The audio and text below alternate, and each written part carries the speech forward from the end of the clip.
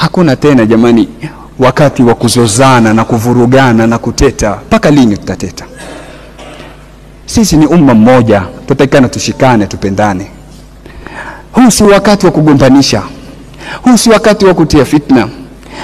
Mtu unapopita sehemu kwa waka moto, ukishindwa kuuzima, basi angalau kikombe cha maji kimoja tu umwagie moto ule, utulize ile harara.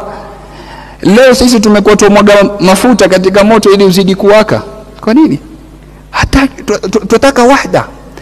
Naam, tutaka wahda, tutaka umoja. Lakini umoja, swali linakuja hapa. Mtu anakuambia tutaka umoja, kwa hivyo sote tufuate hujaji tuli pamoja. Hatukatai wahda, tutaka. Lakini kwa nini umoja mpaka kina fulani wawafuate nyinyi? Kwa nini si nyinyi muwafuate kina fulani? Kwa nini umoja upande mmoja tu, usio pande mbili?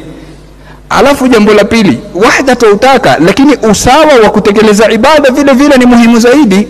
Ibada ya Eid yafaa kutekelezwa siku ya 10. Sasa mimi nikitekeleza ibada siku ya 9 kwa kutaka wahda, natafuta wahda kwa kuvunja ibada, usawa ibada. Ama nitekeleza ibada siku ya 8 na yafaa kufanywa siku ya 9. Una wasiwasi, wataka kufanya ihtiyati, kuweka akiba, funga 8 na 9.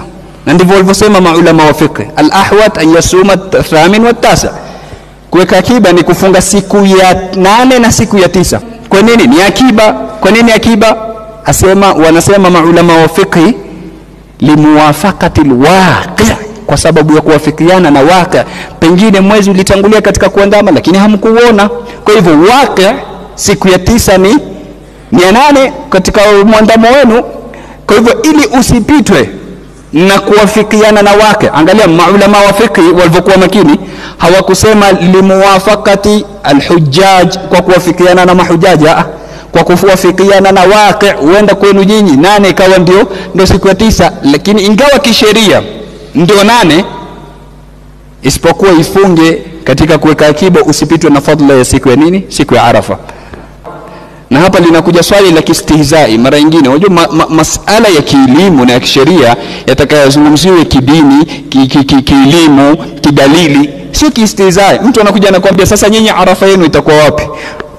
Mtakwenda kusimama katika Kilimanjaro?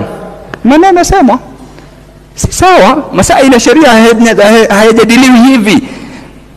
Arafa yetu itakuwa Kilimanjaro. Kwani wewe ambaye kwamba hufati kwa mfano mwezi wa huko, Arafa yako itakuwa wapi? Kwa sisi tuna Arafa, sisi huko hatuna Arafa. Hakuna muda wa kuzozana, hakuna muda wa kuteta na kukoseana heshima.